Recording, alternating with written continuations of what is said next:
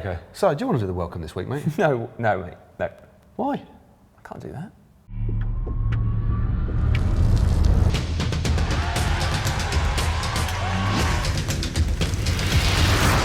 Welcome to the GCN Show.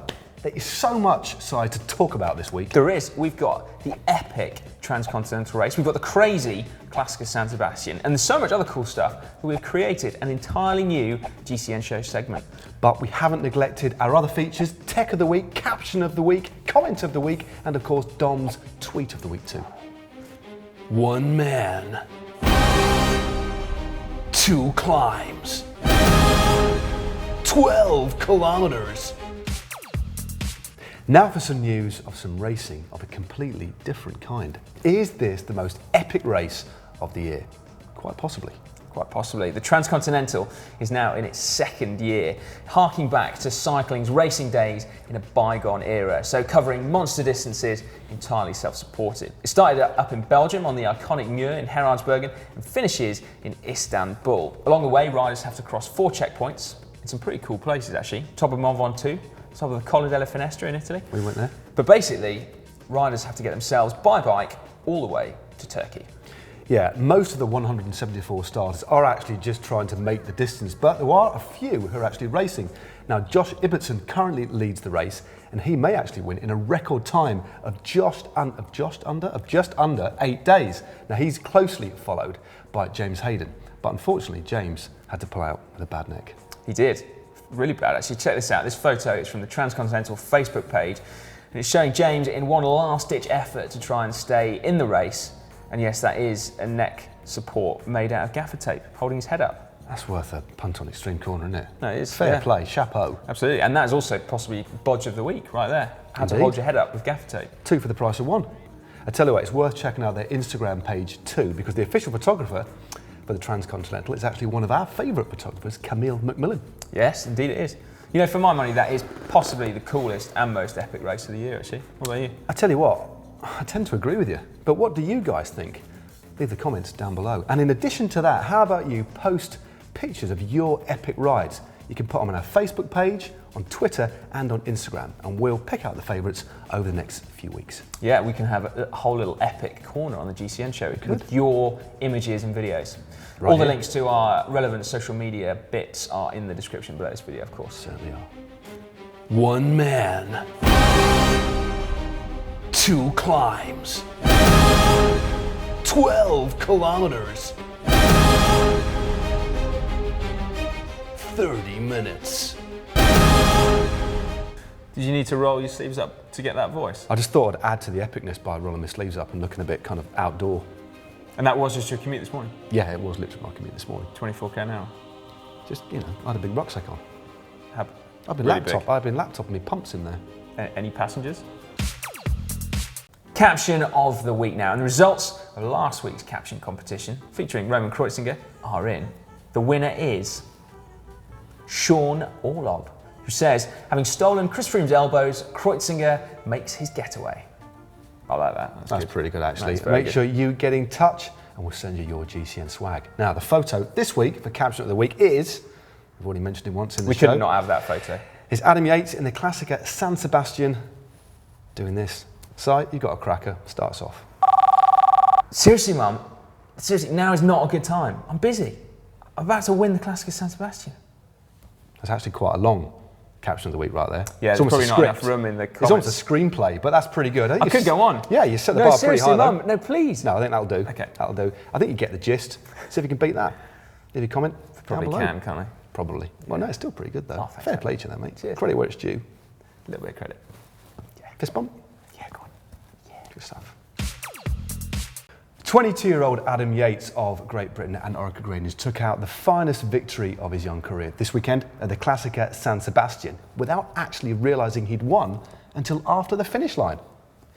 Now, he only realised he'd won when he got congratulated by his soigneur. Now, Yates later explained he couldn't actually hear the race radio due to the throngs at the side of the road and also thought there were still a few riders up the road. Now, Philippe Gilbert took second, close behind, with Alejandro Valverde in third. Yeah, for my money, actually, that just goes to show how ineffective riders' radios can actually be. For everyone out there who thinks that riders just do what they're told, have a look at that photograph. That pretty much says it all, doesn't it? Certainly does. Unfortunately, Adam Yates' victory was overshadowed by the farcical crash that happened on the final climb of the Bordacco Tontoro, where BMC's Greg Van Avermaet was run over by a official race motorbike, and his bike was broken in the process, whilst Van Avermaet was leading the race. And both he and BMC understandably furious about the incident because, according to them, he had a big gap and was a shoo-in for the win. And they're actually going to threaten to sue the organisers, which is quite full on. Yeah, specifically in relation to that big gap, just check out what Adam Yates' brother, Simon Yates, posted on Twitter with the hashtag #JustSaying. It's a great Photoshop there, isn't it? I think it's great use of coloured arrows as well, to be perfectly honest with you, Si. Yeah, it is indeed. What do you actually think about it, though? I mean, was it the organisers' fault? It's not like those poles in the road at the Tour of the Basque Country that took out half the field. Like, this is, one motorbike rider acting independently. I think what it does do, Si, is definitely raises the issue of rider safety without a shadow of a doubt. But ultimately, it's down to the motorcyclist at the time to make that decision. He made a bad call, it's unintentional, but I think the broader issue for the race organiser is to make sure that on difficult parkour, especially steep climbs when they're only going very slowly, both riders and motorcyclists, that there's a barrage and that the riders should be given more space. Yeah. To be fair, though, it makes bike racing far more realistic for those of us who, perhaps might not have experience of racing in a bunch. I mean, it's just a bit like the kind of commuter wars out there, isn't it? You to enter a pro race and you might get run over. Like, it's just... A very left field argument there, Si. But I'm not saying it's a good think? thing. I'd like to see it being safe for all cyclists, but, at least it's the same for all of us out there. Definitely worth a discussion in a later GCN show. I think you better leave your comments down below. What do you guys actually think about the rider safety issue? And now it's time for our new feature. Similar, but not the same, to last week's Tour Shorts. Matt, take it away. There's been a lot of thought that's gone into this. Here it is, cycling shorts. Yes. So here is this week's inaugural cycling shorts. Barbara Goriski of Ale Cipollina took out the Women's Prudential Ride London Grand Prix this weekend, but more interestingly, arguably, is the fact for the very first time we had a live feed from the onboard cameras on the bikes of Giorgia Bronzini, Laura Trott and also Emma Johansson. Definitely a sign of tech to come, I think. Absolutely. Meanwhile, Goriski took her second win in as many days just the very next day at round 7 of the Women's World Cup, the Sparkassen Giro. Now, she took out another bunch sprint after the 125-kilometre race had failed to put any significant splits in the bunch. Significant could be a word. That is a thing, yeah. I tell you what is pretty exciting news though. Tour of Poland, Stage 1, Marcel Kittel searing back into form for his second win of the year after it looked like his season, to be honest, had been in tatters. He just edged out Caleb Ewan of Orica Greenwich and Nicolo Bonifazio of Lampe Merida in third, and he takes leader's jersey. Yeah, our next short is really cool. This is a good one. So, Dave Sim from Southport in England rode 1,800 miles of the Tour de France route. Now, so far so good for charity, for the Help the Heroes charity, but he did it on a rally chopper. Whoa. Yes, that's it, 1970s kid's bike. There he is. Looking pretty good, actually. That's a good position, isn't it? You can check him out on Twitter as well. But the interesting thing, apart from raising nearly £7,000 for charity, he wanted to find out what was more important, the rider or the bike. I think he's proved his point there. I think he has. Glad that he's done it as well, so we don't have to make a GCN video riding around the Tour de France on a rally chopper. Who knows? Yeah, we will Could be now. our next project. Matt Stevens, heart of gold, hair of someone else. Former policeman, his ears to the ground, even when he's standing up. That's some really uplifting news now. BMC's Taylor Phinney, who spent the last 14 months in rehab after that horrific crash at the US Nationals last year, is finally pinning a number on. And he actually said as much to Neil. Check this out. I'm hoping to come back in August for Tour of Utah. Both May and June were really nice. I've kind of realized that I'm just going to have knee pain maybe for a couple years, maybe for the rest of my career.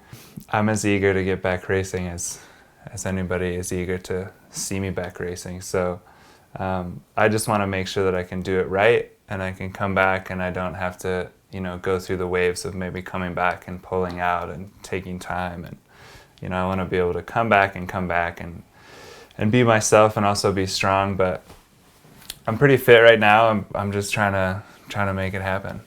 And it's also worth mentioning at the Tour of Utah, it's going to be the first race back for Peter Stettiner. Of course, had an awful knee injury after hitting the post at the Tour of the Basque Country. So best of luck to you guys from all of us here at BMC. GCN. Sticking with BMC though at the minute. Jempy Drucker won the Ride London Surrey Classic Prudential race. He did, didn't he? He won it really well. Very well indeed. So congratulations, Jempy. I think it's BMC shorts, isn't it, really? Crikey, yeah. Well, as predicted, it's a pretty much open secret, Richie Porte is leaving Sky at the end of the season to join BMC, to join TJ Van Garderen. That'd be quite an interesting mix, but the rumour is, will TJ stick around? Yeah. Good cycling shorts, that. It was, sorry about my laugh in the middle, I just completely lost it. That's fine. I'm looking forward to cycling shorts next week. When I might not lose it, or I probably will. Probably will. Ride naked. No, not that naked. Now it's time for comment of the week. Our first comment of the week this week was underneath our What Rules to Break video. This comes from Derek Biggerstaff, who says, an unwritten rule is not worth the paper it's not written on. Well done, Derek. There's no arguing with that. We had some great comments underneath last week's GCN show with regards to insect-related rider nicknames. Firstly, and actually seriously, according to a number of you actually, but particularly Diego Felipe Jimenez Burbano, who says, on the insect topic, almost every Colombian climber is called a beetle bug, so escarabajo in Spanish, thanks to legends of old, Fabio Parra and Lucho Herrera and their climbing styles. So, didn't know that. Absolute cracker that was. We've got another one here from Morris Quinn, who suggests on insect-related names, how about Stephen Cockroach? Welcome to the GCN program. Nice. Or this one, which I think possibly takes the biscuit. I think it does. From Adam Coton, who says, insects in the peloton, Bradley Earwiggins. Oh, that is a cracker. That is a cracker. Do you know what? I think these people should keep them coming. I'm loving this section. Absolutely, yeah. Tech of the week. And this week, we've got two very cool bits of clothing tech. First up, it's recently retired David Miller, who teamed up with Castelli for a collection of his own. Indeed. Just a micro collection at the minute of jacket, jersey, shorts, undervest and arm warmers. But undeniably, from what I've seen from those photos, I think it looks pretty cool. So cool, in fact, Si, they've decided to take all of the vowels out of the collection's name. Chapter 3. My word, that is seriously cool. We should try that with GCN. Global Cycling Network. I think that's pretty cool. Now, elsewhere, this caught my attention actually over on Melbourne-based website Fixo. It's a new Australian company called Hey Reflecto. They've put a really cool new slant on reflective vests. And there was this Mapei influenced one that really caught my eye. How good is that? I tell you the one that caught my eye, Si. It was this Lavie Claire design. A real look back to the past and probably my favourite out of the collection. And we all know the importance of being visible on the bike, but this company just add that little bit of flair. Yeah, I like that. Hey Reflecto. On the channel this week, on Wednesday, it's how to descend like a pro. Going faster, safer, and with more confidence.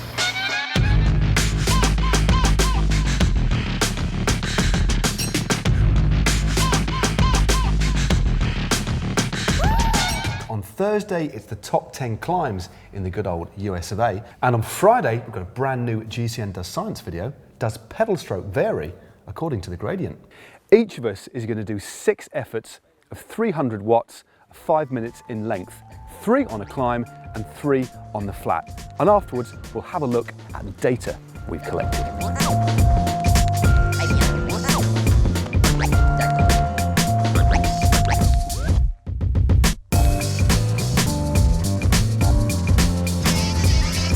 That is a seriously good one. It's a cracker, isn't it? It is a cracker. On Saturday, we've got Alberto Contador's Pro Bike from the Tour de France. On Sunday, it's off the back. And on Monday, we are back in the workshop with Maintenance Monday. And Tuesday, if you're good, Lloydie will be back. He is going to be sofa, back. yeah. Back in his little Have you missed him? I have really a I little have bit. missed him, yeah. It'd be good to have Lloydie back in the mix, wouldn't it? Mixing things up a little bit. Yeah.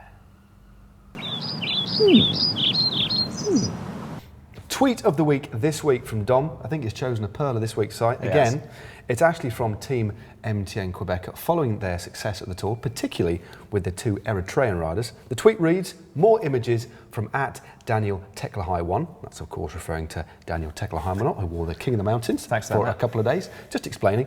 And Miras Kudis after they returned to Eritrea after the Le Tour. Look at the scenes, they've got a polka dot limousine and an audience with the president all on national TV. It's fantastic. That is very cool, isn't it? Pretty cool, actually. Just shows what those guys have meant to that country. Yeah, pretty cool. As ever, we will leave you with Extreme Corner. Now, this week we have clips from the winning run from the latest round of the Mountain Bike Downhill World Cup, which was won by Rat Boy. He is a person.